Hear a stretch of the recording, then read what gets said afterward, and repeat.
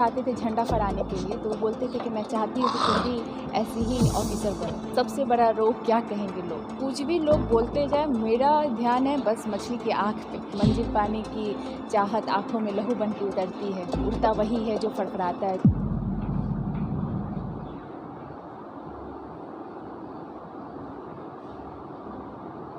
बचपन से लोग बोलते थे कि लड़की सांवली है, शादी कैसे होगी, और कहते थे कि लड़की है बाहर कैसे जाएगी। लेकिन मेरे मम्मी पापा बहुत सपोर्टिव थे। उन्होंने कहा कि नहीं, तुम्हें ये इन सब बातों पर ध्यान नहीं देना है और अपने पढ़ाई पे फोकस करो। और मैंने वही किया, मैंने अपनी पढ़ाई पे फोकस किया और आज मैं असिस्टेंट कमिश्नर हूँ। आज मैं बताऊंगी कि छोटे शहर में रहकर बड़े सपना देखना, और बड़ा सपना देखा और बड़े सपने को आज मैं जी भी रही हूँ। छोटे से शहर बेतिया में मेरा जन्म हुआ और मेरे मम्मी पापा की मैं सबसे बड़ी बेटी हूँ। और मेरे जो पापा हैं उनकी दवा की दुकान थी और मेरी मम्मी हाउसवाइफ थी, लेकिन उन्हें मैट्रिक करके आई थी। उनको पढ़ने का बहुत शौक़ था, तो मेरे पापा उन्हें बहुत सपोर्ट किया और सपोर्ट किया तो मम्मी ने शादी के बाद अपना ग्रेजुएशन कंप्लीट किया।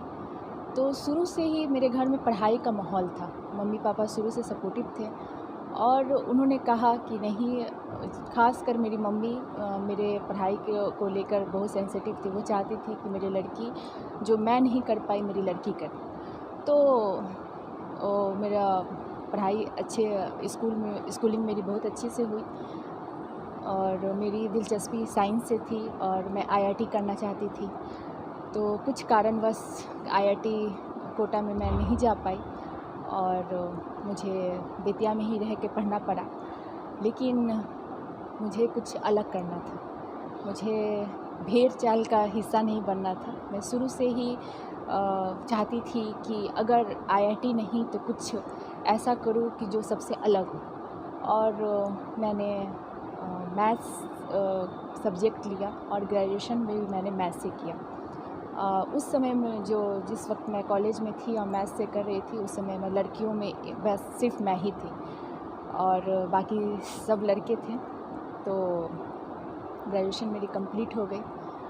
फिर जानते हैं कि छोटे शहर में लड़कियों को बिहार में क्या कहा जाता है कि शादी करा दो, रंग को लेकर ताने, बहुत सारी ऐसी बातें होती है जो इंसान जो रोकते हैं, आगे बढ़ने से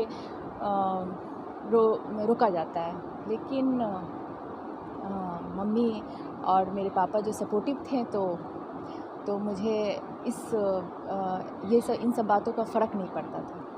इन्हीं सब बीच में मैं नानी के घर गई और मेरी नानी भी पढ़ने में उस समय भी फिफ्थ क्लास तक वो पढ़ी हुई थी और वो चाहती थी कि वो जानती थी कि मेरे में कुछ बात है कि ये मेरी नतनी है वो पढ़े। तो पड़ोस में एक ऑफिसर आते थे झंडा फहराने के लिए, तो वो बोलते थे कि मैं चाहती हूँ कि तुम भी ऐसी ही ऑफिसर बनो। तो कहीं ना कहीं वो बात मेरे दिल में बैठ गई कि मुझे भी पीसीएस आईएएस की तैयारी करनी चाहिए। तो फिर मैं लग गई तैयारी करने के लिए और तैयारी में बिना कहे किसी से मैं तैयारी करती थी। लोग बोलते भी थे क्या होगा लड़की को पढ़कर, अब शादी हो जानी चाहिए। तो मैंने घर में रहकर ही पीटी निकाल ली और मैं कहीं बाहर नहीं गई। उसके बाद सबको लगा कि नहीं, लड़की में बात है, इसे पटना भेजा जाए, पटना पढ़ने के लिए भेजा जाए। तो फिर मैं पटना गई पढ़ने के लिए और स्ट्रगल वहाँ से भी शुरू हो गया। ज़िंदगी में तो स्ट्रगल, जीवन संघर्षों से भरा रहता है।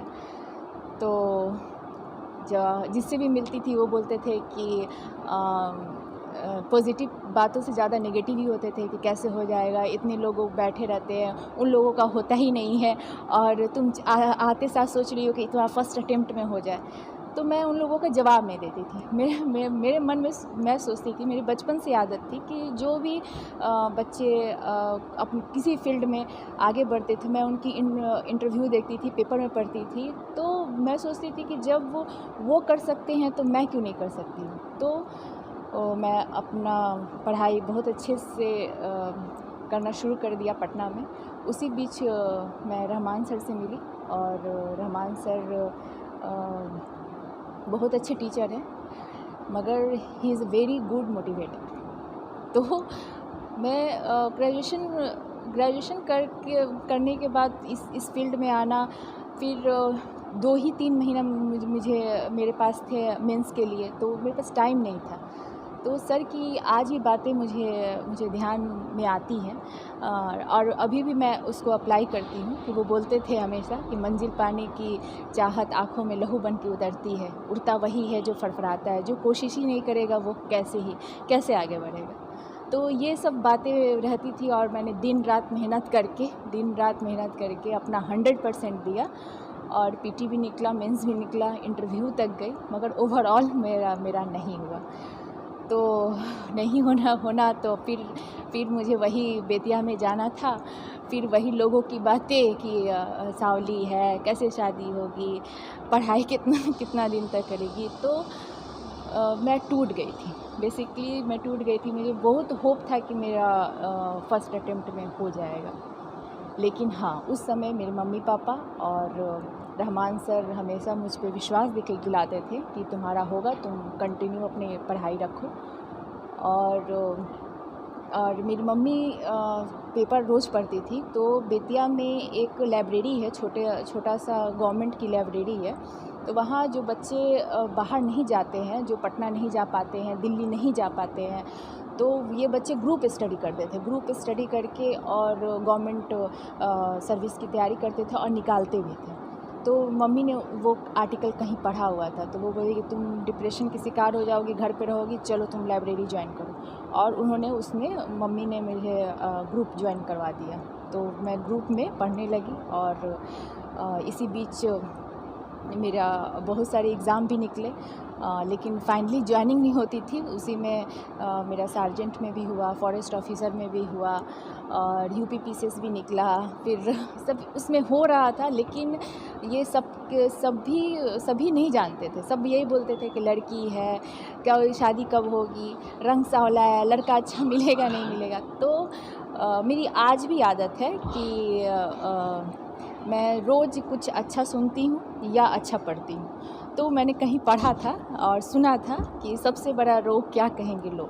इसको मैंने बहुत अपनी ज़िंदगी में अप्लाई किया कि कुछ भी लोग बोलते जाए, मेरा ध्यान है बस मछली की आँख पे, और वही मुझे करना है। और मैंने उसी पर मेहनत किया, और बीच में मैं पटना आती थी और सर से भी हेल्प लेती थी और अपने ग्रुप स्टडी में पढ़ती थी। फाइनली 2018 में मेरा सिलेक्शन हुआ।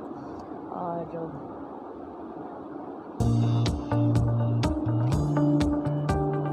नमस्कार, मेरा नाम मीना है। मैं एक हाउसवाइफ हूँ और साथ ही साथ मैं शॉप 101 की पेज सेलर भी हूँ। मैं हमेशा से अपने परिवार की सहायता करना चाहती थी, लेकिन मुझे समझ नहीं आ रहा था कि मैं कौन सा काम शुरू करूँ, क्योंकि मुझे पहले काम करने का कोई अनुभव नहीं था। फिर मेरी एक सहेली से मुझे शॉप 101 के बारे में पता चला। मेरे पूरे परिवार ने मुझे बहुत ही प्रोत्साहित किया कि मैं शॉप 101 ऐप पे अपना बिजनेस शुरू करूँ, और आज मैं महीना 25,000 से भी ज़्यादा कमा लेती हूँ। मैं बहुत ही खुश हूँ कि मैं अपने परिवार के लिए कुछ कर पा रही हूँ।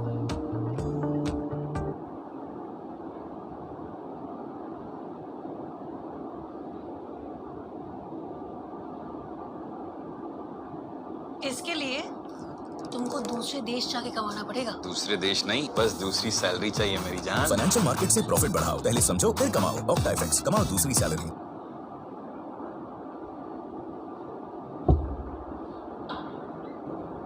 मैं बिहार फाइनेंस सर्विस में कमर्शियल टैक्स डिपार्टमेंट में असिस्टेंट कमिश्नर हूँ। एग्ज़ाम नहीं निकलने के पहले सांवली है, शादी इसकी नहीं होगी।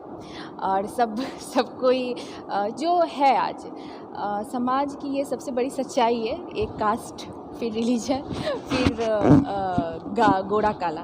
तो ये तो था हमेशा, और ऐसा नहीं है कि मेरी संघर्ष अभी रुक गई है, संघर्ष में हूँ मैं।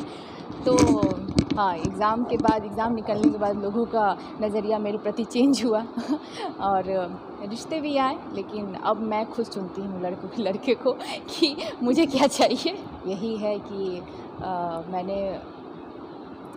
मैं अपना एक्सपीरियंस कहती हूँ कि वेदों में और बहुत सारी किताबों में लिखा भी है कि कर्म कर, फल की चिंता मत कर। तो मैंने कर्म किया, अपना 100% दिया। 100% आप दे दीजिए, फिर आप निश्चिंत हो जाइए कि हाँ, मैंने दे दिया, अपना बेस्ट किया।